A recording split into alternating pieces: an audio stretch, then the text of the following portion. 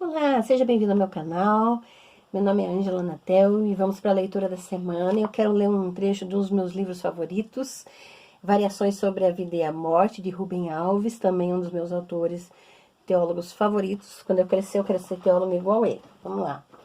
Quero ler um trecho que diz assim: Façamos de conta que Alice é uma teóloga e que eu estou brincando de Humpty Dumpty.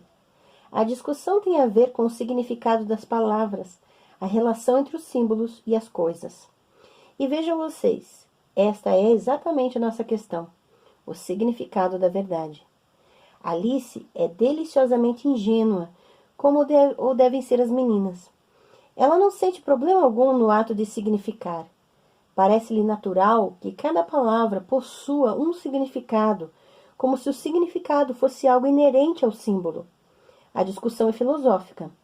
O problema, o sentido das palavras. E Alice pertence àquele grupo que, na caracterização de Wittgenstein, acredita ser possível um tipo de investigação científica sobre o que a palavra realmente significa. Que é que a palavra verdade significa? E Deus? E graça? E salvação? E se escrevem léxicos, dicionários para esclarecer o sentido das palavras. E se organizam reuniões entre bispos e teólogos em que se discutem as palavras, sobre o pressuposto de que nossas desavenças se baseiam num enorme mal-entendido que poderia ser resolvido pela filologia, pela crítica, pela exegese. Alice é tão protestante. Nós nascemos dos atos puros, ingênuos, de ouvir, ler, em busca das origens, das fontes, na esperança de tirar do símbolo aquilo que ele realmente significa. E foi com essa filosofia que enfrentamos o mundo inteiro, tendo nas mãos a palavra da verdade. Humpty Dumpty, ao contrário, parece já ter lido Maquiavel, tem consciência das relações entre o poder e o saber, revela um certo acordo com a afirmação de Lutero de que a razão é uma prostituta e contrapõe a semântica ingênua protestante de Alice, uma outra cruelmente política que Alice parece não querer entender, pois todo o seu mundo viria abaixo com a demissão em massa de exegetas e filólogos face à súbita vaporização dos seus objetos. Acompanhemos o curioso diálogo, diz Alice, mas glória não significa... Veja como o mundo de Alice é regido pelo modo indicativo. Ela toma por pressuposto que é uma forma natural de significar. Ao que Humpty Dumpty retruca, estamos em jogos diferentes. Meu mundo não é regido pelo indicativo, mas pelo imperativo. As palavras não significam porque signifiquem. Seu significado se deriva da forma como eu as uso. Claro que você ainda não leu as investigações filosóficas de Wittgenstein. Estamos em 1871 e elas só serão publicadas em 1953. Mas está lá no parágrafo 43. O sentido de uma palavra é o seu uso na linguagem. E você já pensou isso, que a questão do uso é, no fundo, a questão de querer e poder? Se eu uso a palavra glória, quero que ela signifique há um belo argumento decisivo para você e tenho os meios para impor tal significado. Esse será o significado que ela terá. Até o cachorro de Pavlov aprenderá isso no futuro. Você já viu frangos dançarinos? Curioso que frangos se ponham a dançar porque nem a música e nem os saltos lhe significam coisa alguma. Prenda as aves numa gaiola, ponha-se a tocar flauta, fale manso com os bichos, eles continuarão impassíveis, interesse concentrado no milho. É que você não está falando com poder. Coloque a gaiola no fundo metálico sobre uma chama e toque sua flauta. Dentro em pouco você verá, na medida em que o fundo metálico se aquece, a sensibilidade do animal para a dança começará a aparecer, começará a saltar cada vez mais rápido. Repita a mesma lição, com a mesma pedagogia, por 2 ou 3 vezes. Depois bastará tocar a flauta. O seu poder será comunicado ao frango, uma sensibilidade artística que ele ignorava antes. Esta é a razão, porque em oposição à sua filosofia ingênua, eu posso fazer com que as palavras signifiquem qualquer coisa. A semântica se reduz à política. O que importa é quem é o Senhor. Em outras palavras, o sentido é decidido por aquele que tem o poder para bater na mesa e dizer: está encerrada a discussão. O Senhor é aquele que tem a última palavra, e a última palavra não é um ato de significar, mas um ato de poder. Argumentarão dizendo que não é assim entre os cientistas, que foram treinados a se curvar perante a verdade, não importa que ela seja gélida ou tórrida. E eu perguntarei pelas evidências dessa afirmação, porque se Kuhn está certo também na comunidade científica, a verdade é uma função do grupo de maior poder. E as coisas mudam não porque as pessoas se convertam a novas teorias, mas porque, contra sua vontade, acabam por morrer e deixam vazio o espaço para que outros, por sua vez, venham a dominar o campo semântico. Verdadeiras são as palavras pronunciadas pelos fortes. Os fortes fazem com que seu discurso seja aceito como verdadeiro. Não seria um absurdo que eles permitissem que fossem de outra forma? Os fortes falam não para dizer a verdade, mas para impor sua força. E chamar o seu discurso de verdadeiro é uma forma de legitimar o seu exercício de poder. A semântica está a serviço da política. O saber subordina-se ao poder.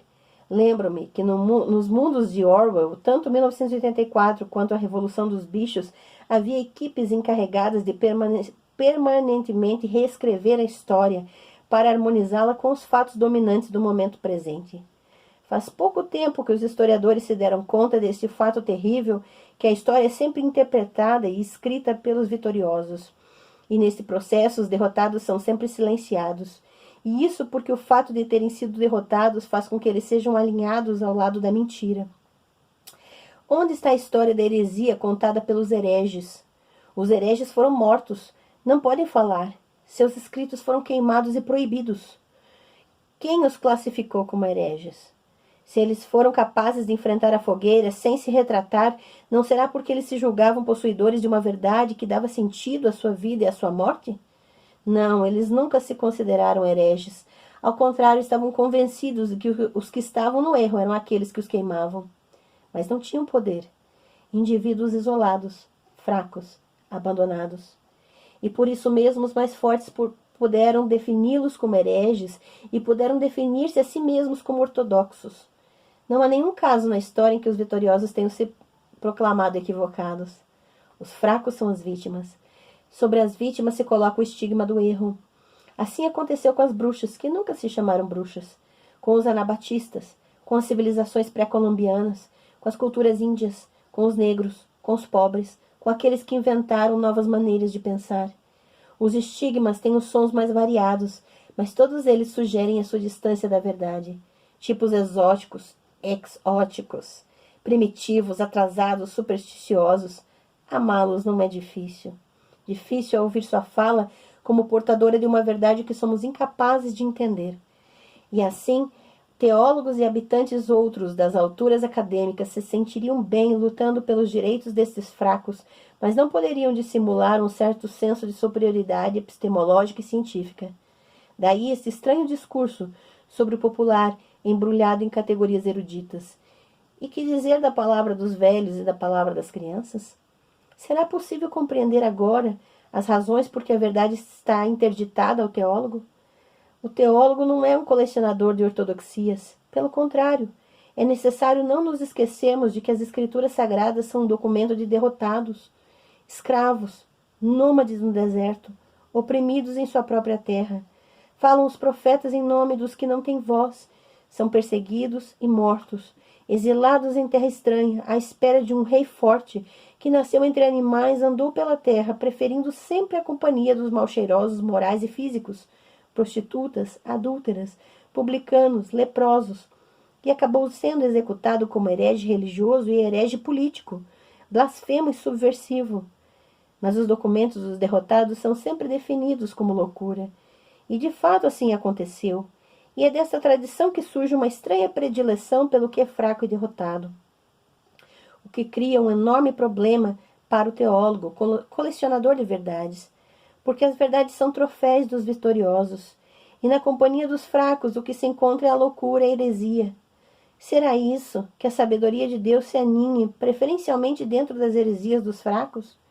E se este for o caso, o teólogo treinado nas bibliotecas, onde se preservaram os textos vitoriosos, terá de aprender a preparar suas redes para dormir entre os pobres, ouvindo os relatos e canções que acontecem à luz da lamparina, porque a sabedoria dos oprimidos, impotente para ganhar a dignidade de texto erudito, continua colada à vida. É isto, a preferência pela heresia, que é a verdade daqueles que não têm poder. É necessário ouvir as histórias dos derrotados, contadas por eles mesmos.